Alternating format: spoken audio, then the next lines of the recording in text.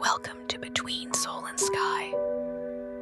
This is a soul-centered invitation to a spirit-led, soul-inspired podcast dedicated to guiding you on the evolutionary journey of the soul. Here's your host, Ricky from the Star Whisperer.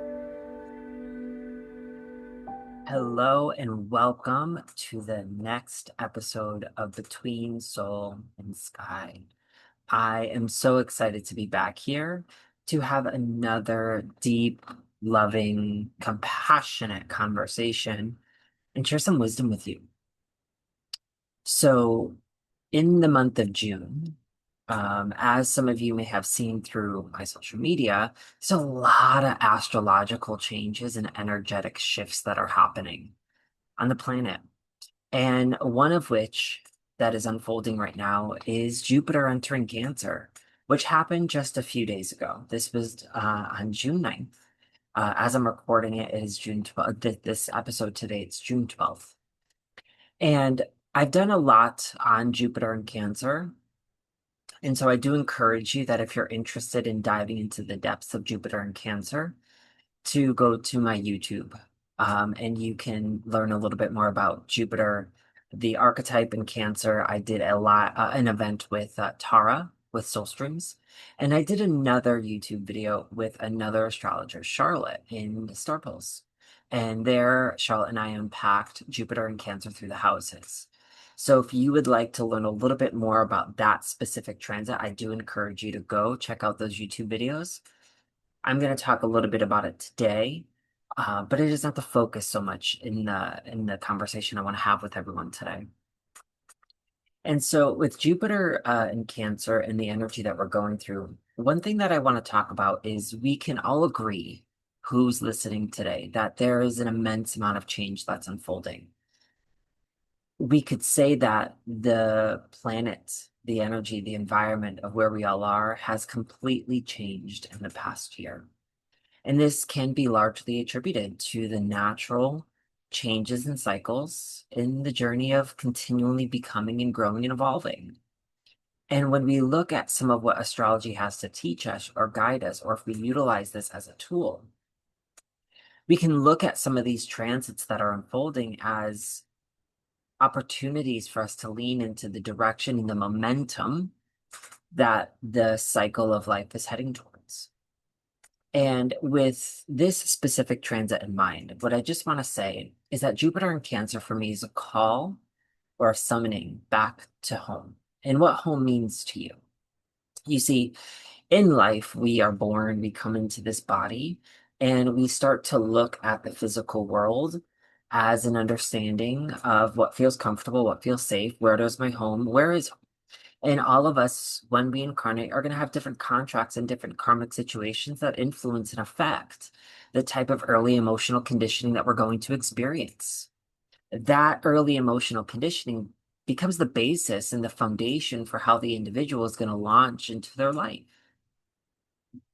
Now, due to the early emotional conditioning, those patterns that we have been conditioned with, whether that's how we were loved, how we were programmed, how we were conditioned, how we felt security, how we felt safety, how we identified with those things, how we were nurtured, how we nurtured others, how we received love, how we give love, is going to be a theme that shows up in our life. And with Cancer, energy in general, this has a lot to do with how emotionally secure do we feel within ourselves, which is going to be a direct result of that early emotional conditioning and those patterns.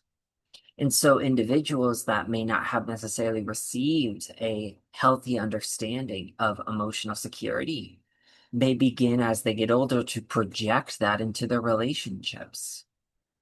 What that's going to manifest as is we're going to start to attract partnerships and relationships and friendships and work dynamics in which we may feel that that person is going to be responsible for our emotional security and stability. You make me feel this way. You make me feel so safe and comfortable. You're this person. And what ends up happening is we don't often learn one of the beautiful lessons that Cancer is trying to teach us, which is learning that the deepest and most beautiful form of emotional security comes from within. The obstacle is that if we weren't given or shown or raised or given the opportunity to integrate these lessons, it's going to manifest out of difficult relationships sometimes for us. And what's going to be difficult is that it's going to be difficult for us to take action or to do things in this life. It's going to be hard for us to put ourselves out in the world if we don't feel secure in our own self and our own body. So understanding this is, I think, vital for not only from an astrological perspective, but in a largely world perspective. And what happens is that when we look at astrology, Cancer has this beautiful natural square to Aries and Libra. What does Aries have to do with it? It has a lot to do with our instinctual self, our ability to take action, our sense of independence, our sense of autonomy. So you see the connection. How can someone take action? How can someone initiate things? How could someone have a sense of independence in this world if they don't feel secure internally inside of themselves? That is the stress between Aries and Cancer. There's going to be a strong need within Aries to break free. Break free from what? What are those early emotional conditioning patterns that may be keeping an individual stuck and still, or unable to take action, or procrastinating? And so there's something to this within Cancer that we need to embrace, that inner squishiness, the inner soft, vulnerable parts of ourselves. And understand, where do we feel very unsafe? Where do we feel like we need a little bit of a hug? And instead of projecting that need of a hug onto others, how can I learn to be that safety net for myself? Now, that's not to say you can't have people in your life that are there for you. That's not what I'm saying at all. But what I am saying is that there's going to be a reminder and a lesson that we need to make sure that we are our own mothers, that we are learning to nurture ourselves. And when we are able to do that, we're able to create and have harmonic relationships where there's no sort of, I'm taking care of you, you're doing all of this for me, or whatever the imbalance that can occur. And why do I say imbalance and taking care of in the relationship component is the second square to Cancer, which is Libra. And Libra has a lot to do with our ability to share and coexist with another. And if we're projecting those emotional dynamics into the relationship, it can create challenging and difficult relationships. Now, ultimately, every relationship that we have is the opportunity to grow. So it may be through those relationship opportunities that we become aware of those problems and the early emotional conditioning dynamics that we need to heal. You start to realize, like, oh, maybe I do have some wounds when it comes to emotions. Maybe I thought that I was fine, but now I'm realizing, like, oh, I might have those mommy issues or those daddy issues. Um, and there's something to this. And the thing with Cancer is Cancer shares an axis with Capricorn. This has a lot to do with family stuff. Cancer has so much to do with family, ancestral. Jeffrey Wolf Green used to talk about how the Cancer Capricorn axis has a lot to do with gender roles as well, the divine feminine and the divine masculine, all of these themes. And within Cancer, we're trying to honor, well, we're not trying. It's not about trying, it's integrating the divine feminine in our everyday life, within our friendships, within our relationships. But the thing about the divine feminine is it's not always going to be this caretaking energy towards other. There needs to be the sense of emotional maturity and emotional authority to be able to understand where my line in the sand is, so that I don't become the person that is just the mother to everyone, and then I'm essentially losing myself. Now, why am I saying all of this? A lot of the Jupiter energy is going to almost act like a flashlight to bring all of this to the surface. So if there are any points of healing in any of these areas, Jupiter is going to be an opportunity for us to heal, look at, observe, integrate, to gain new perspective on all of this. And the other big thing that I just want to say is, like I was saying in the beginning, this is a call to come home, a call to come home to your body and to your heart. That it is okay for you to be here and to feel safe here. And the thing about Jupiter that I just want to say is that you'll find in a lot of astrology textbooks and a lot of individuals that talk about Jupiter will make it seem like it's this uh, greater benefic, which it is technically, but this greater benefic in the perspective that everything that Jupiter does is amazing and everything is going to go well for you and everything's going to be perfect. And that is just simply not the case. Jupiter is going to expand what needs to be seen because ultimately, as I discussed in an earlier episode, transits in evolutionary astrology serve a purpose to help the soul evolve and consciousness to evolve. And so, if you are in a relationship right now with Jupiter in Cancer, in which you are putting all of your emotional security onto your partner, don't be surprised if with Jupiter in Cancer, there is a wake up moment, a flashlight moment where we realize, oh my goodness, I put all of my security on this other individual. Now what happens if they leave me? Or what if they did leave and now I'm here on my own alone and I don't feel safe, I don't feel secure. And many people will look at that and be like, oh no, Jupiter did this. But it's the gift that Jupiter brings is not always the gift that you want, but it's the gift that we need to evolve our consciousness. The other big thing that I just want to talk about that is unfolding for us is how are we clinging to the past? How are we holding on to things? Because that is what is giving us a sense of comfort and security. There is something that is to be said that in order to grow and evolve, which is literally the natural rhythm of life itself, is evolution and change. But by sticking to our comfort zone, we are not allowing ourselves to grow and change. We are clinging to the past, which is keeping us stuck. This is a door opening opportunity for us with Jupiter entering Cancer. Now, one of the things that I just want to say, for those of you that follow a lot of the work that I do, one of the teachings that I love integrating is called the gene keys. If you're not familiar with the gene keys, I will be talking a lot more about this down the line. And Jupiter is going to be sitting in the very early degrees of gene key 15, or the very early degrees of Cancer, and gene key 15 cusps Gemini into Cancer. And this is the shadows of extreme to the gift of magnetism. And what that's going to show us is how we could potentially experience the emotional highs and lows in the year ahead. There may be a lot of instability and a lot of potential chaos. Now, I don't want you to think that chaos is bad. It is a restabilization and a restructure, and that is happening right now in all of our lives. We do not have to look far to see how things are changing. I said this in the very beginning. There's an extreme energy with Jupiter and Cancer in the 15th gene key. However, there is something to be said about what is the flow and the rhythm of life. Where is it going right now? Where is that lazy river taking us right now? And it requires for us to be very present and still.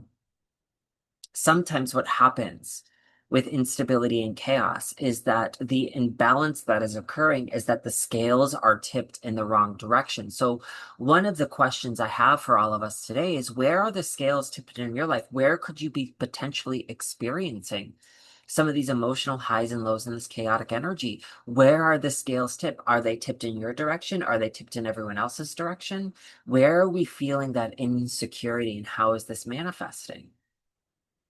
So, where are you being asked to grow is essentially what I'm asking. Where are you being asked to expand in your life? Where are you being asked to become more emotionally vulnerable? Where are you being asked to embrace the unknown? Where are you being asked to welcome the uncomfortable energy in your life? I think when we're able to do this, magic can start to flow in, right? Now, what's happening is that next week, Jupiter is going to be having a little bit of a dance with Saturn and Neptune in Aries. Now, this is the core purpose of what I wanted to talk about today in today's podcast, because this is going to be something that we are going through for quite some time. Now, not necessarily a square to Jupiter, but Saturn and Neptune in Aries, but they will be squaring Jupiter next week. We have the first squares happening on Sunday. Jupiter will be squaring Saturn on Sunday, which is Father's Day. I'm just looking at my ephemeris here. And that square is going to be happening at 10:36 a.m. Eastern Time. Again, this is on Father's Day, June 15th. On the same day, Mars and Leo will be squaring Uranus and Taurus. I'm not going to talk about that transit, but I will be posting something on social media about that. That is definitely an important transit to keep your eyes on as well. Then Jupiter will be squaring Neptune in Aries on the 18th at 11:16 p.m. Eastern Time. So again, we're looking at June 15th and June 18th are the crucial dates here that we want to watch. Now, I just want to stress this again. I have done a few videos talking about Saturn in Aries and Neptune in Aries individually. Saturn in Aries I did on Soul Streams with Tara, which you can find right on YouTube. Neptune in Aries is actually an Instagram live event that Tara and I did for Soul Streams as well. You can go ahead and find that on my Instagram at the Star Whisperer Official if you're interested in learning a little bit more just specifically about that archetype. So let's talk about Saturn and Neptune entering Aries. And one of the things that I wrote down here in my notes was this is a period of breaking and rewriting identity. This is going to be at an individual level and a collective level. We can look at the nature of the affairs of the country and the world right now and see that there is a breaking down and a restructuring of identity and how we are understanding ourselves as a union, as a country, as a world, as a planet. It is shifting. There are so many changes that are unfolding for us right now. So what are some of the themes that we may experience with Neptune and Saturn and Aries? And one of the big things here is that we're really dealing with our sense of individuality. We're dealing with understanding that warrior spirit of Aries. We are understanding our sense of our instinctual reality, our understanding of ourself, that I am. And I ask this question, if you're saying I am, my response to you is, who are you? And I don't want to know your name. I want you to go deeper than that. I don't want to know about your body. I want you to go deeper than saying I am. One of the other big things that I want to say here is that this is a spiritual Neptune and Saturn um, paradigm shift that we're experiencing. Saturn is going to be restructuring the way in which we understand Aries energy. This is going to be restructuring that I am. It's who do you want to become in this world? It's all about a maturation of the I. It's about learning of how to how to take action in this world, but not do it in such an impulsive way where we are burning bridges. This is about learning discipline and action together. It's about being able to take action in alignment with the long-term goals, to be able to have some sort of vision for your future and take action towards them without procrastination and without also being impulsive and being scattered and all over the place. You know, Saturn and Aries can sometimes feel like we are chasing after sparks. Whereas what Saturn is asking for us is to pick the spark and build it with consistency and take the fire and allow it to be ignited. And within Neptune, what's happening is Neptune is going to represent some level of dissolution, the dissolving quality of Neptune. What needs to be taken back into the ocean? What needs to be brought back to source, to consciousness? Because it is no longer serving the evolutionary journey of the soul and the consciousness in this life. And so, at some level in our own individual lives, our core sense of identity is being shaped and shifted in some way, shape, or form. So you want to look at where Aries is in your chart to see where are these changes and the restructuring happening. Now, keep in mind, Saturn for us is going to represent a restructuring of the consciousness here. Something is changing up here for us, and Neptune is going to help clear the mud and clear all the sand and the dirt that is blocking the soul from being able to do this. Now, at the same token, what we need to be careful of is Neptune can also represent illusions. This can represent escapism. It can represent fantasy. It can represent this world of the rose-colored glasses. So this can also represent a reality check that if we're not in alignment, this could be a wake-up call where we're going to have to be like, oh shit, like something's got to change here. And this could be a little bit of a blockage or an obstacle for us, and there could be some tension. But what's ultimately happening here is Saturn is trying to teach. We have to keep that in mind. There is this call to action, Aries, to evolve, to mature, Saturn. And ultimately, Neptune is asking for us to align with that ultimate truth. Now, I'm not talking about conditioned belief systems or religions. I'm talking about that ultimate truth of where we are all going in the deeper meaning and purpose of this life experience. And I got a little bit into this earlier when I was talking about Cancer and Aries, but there's this natural challenge that we're going to experience here with both Saturn and Neptune and Aries and Jupiter and Cancer, where how do we take action, Aries, and how can we feel secure in the action we're taking, Cancer? There's going to be a challenge between emotional safety and instinctual initiation to do something. You know, one thing that this makes me think of as I'm just doing this with you all today is I was having a conversation with someone the other day about their relationship with their finances. And, you know, needless to say, I think everyone wants more finances in their life. Everyone wants to be able to feel more secure with their finances, and they want to be able to go travel or be able to pay their bills and not worry about how they're doing things. That financial freedom. What happens is that when you're asking for or wanting to manifest larger sums of money in your life, I would challenge you to ask yourself, well, how safe and secure would you feel with that type of reality? Because many people ask for a manifestation such as money, but do you really feel safe and secure enough to handle that of what you're asking for? And people think, oh yeah, yes, I would. Well, my question is that if you felt safe and secure with your money, then the way that you handle money would be different. And so there is something to say about our relationship with safety and how it shows up in the material and physical world. And this is what I get into about understanding how important the inner world is because it will shape your outer world. So the other note that I want to get into before I talk about this square is that Neptune and Saturn are sitting in the 25th gene key, which is the shadow of constriction and the gift of acceptance. This is a unique gene key for these two to be in because at some level, Gene Key 25 talks about a closed heart chakra, a closed heart, guarding ourselves, protecting ourselves, fear of pain and hurt. Does that sound like vulnerability to you? Does that sound like emotional security to you? Of course not. There's something about the gift of acceptance, which is allowing things and realizing that when we are closing our hearts or we are armoring ourselves, we are not allowing life to be what it is. We are so afraid of the hurt and the pain of getting hurt that we don't put ourselves out there. Richard Redwin said, for those that are looking for relationships, you should never be in a relationship unless you're willing to get your heart broken. Because there's something to this that we still think that we can control in relationships. Well, I don't want to get in a relationship with you unless I know that you're not going to break up with me or whatever. We've heard these things before. What happens is those are conditioned expectations that we're putting into the relationship, which is setting up a relationship to fail.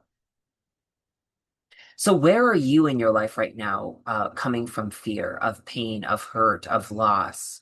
Where do you feel like you need to show up more, prove yourself for some sort of egoic sense of self?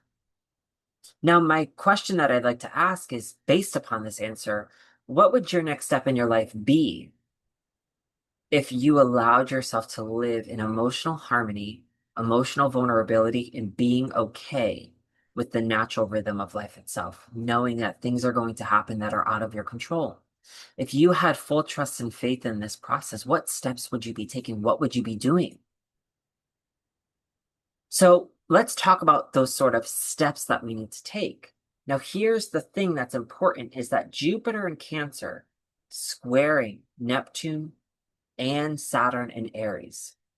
It's called a square in astrology. And the type of astrology that I practice, which is evolutionary astrology, we look at this as a first quarter square, which is more formally known as a crisis in action. Just want you to think about this, a crisis in action. Where could these crisis points be coming from? This is why I wanted to talk about Cancer and Aries first, so you could piece together an understanding of what the energy is asking of us. So the first quarter square is a crucial point in the aspect of journey. This is Jupiter separating from Saturn and Neptune. Now, for the purpose of today, I'm not going to get too much into the square with Saturn that's been going on. But what I want to talk about is that there's something to this, that the journey between Jupiter, Saturn, and Neptune has already begun. We're already in it.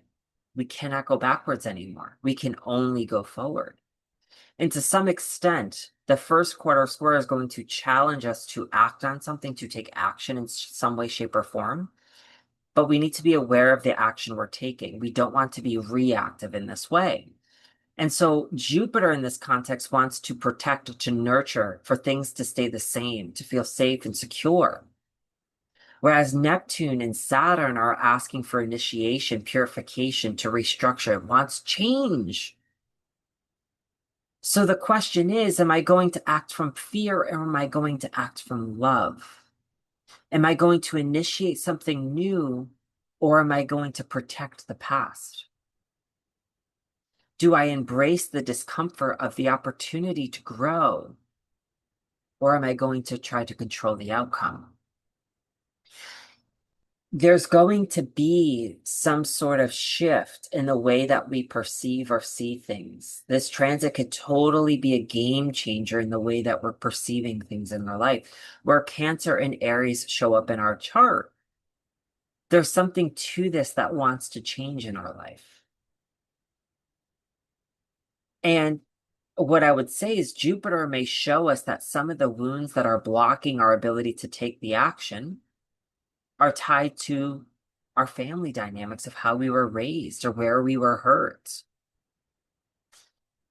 At the same token, Saturn and Neptune is going to say, well, we have these grand visions and these ideas, but I need you to be structured and disciplined with the action that you're going to take. And if you're going to put yourself out there and if you're going to do this, we're going to do this the right way. Because if you're just going to wing this and do what Aries can do, which is just wing things and try to just put it out there without any careful thought, Saturn is going to make sure that the Aries learns to put that discipline forward. So it's this balancing act that is unfolding for us. One of the other things that I would want to say is, why do I bring up fear so much? Can be intrinsically tied to Aries.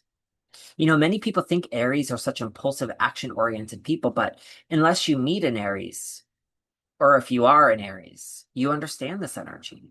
Aries is cardinal fire. One of the beautiful gene keys that is tied to Aries is gene key 3, which is difficulty only in the beginning. It's the end of Aries into the beginning of Taurus. Difficulty in the beginning and the concept of taking action. And this is something you're going to see in all cardinal signs, which is going to be Capricorn, Aries, Cancer, and Libra. To have that sort of weight on you, to be the person that's going to take action, the person that needs to lead the way, the person that's going to be the trailblazer, and Aries is the first sign that has to do it. There's an immense amount of fear and anxiety that can come with that. And these transits can be bringing the anxiety and fear to the surface. So we need to be able to come from love, not fear, to come from love, not reaction, to embrace the discomfort with love, with compassion. And that is something that Neptune brings to the table, which is unconditional love. What does that even mean to be unconditionally loving in the action we're taking? Now, keep in mind, as I discussed earlier, we have gene key 15 and gene key 25 that are merging in this square together, which has a lot to do with that extreme fluctuations of our emotions and our reactions. And then being able to be present and accept from a place of love. I think the challenge that we're going to experience with these transits are, do we respond to the point of action or the call to action from being so emotionally wound up that we don't know what to do? Or do we come in this place to say, you know what? This is the natural rhythm of life and this is the change that needs to happen. There is a natural rhythm here. So sometimes things need to be let go in order to grow and glow. So never forget that.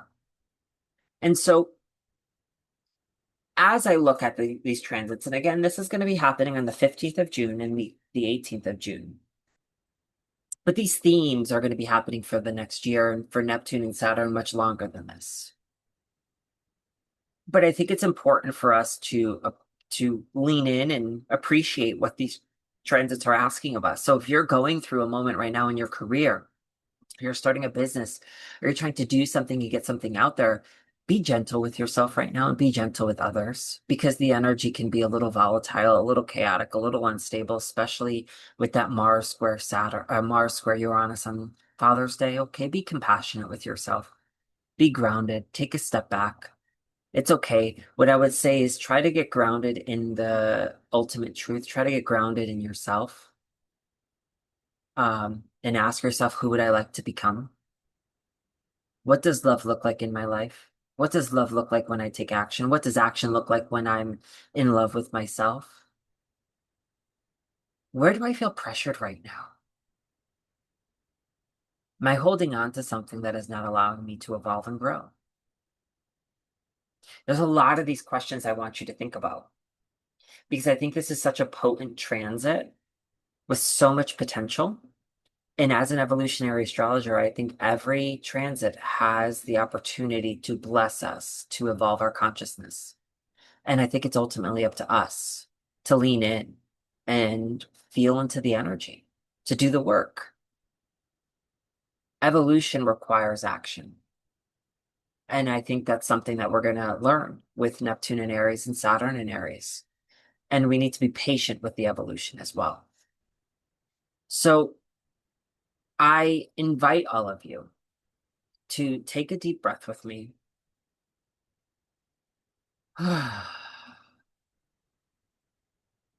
Take another one if you need.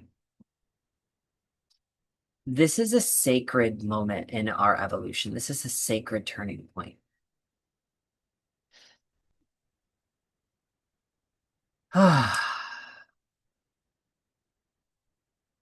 Growth demands action, and we need to honor both our tenderness and our boldness. And I think it's important to get rooted and grounded in the opportunity to expand our self-love, our love with others, and our love of the world. To do our best to see truth, not illusion.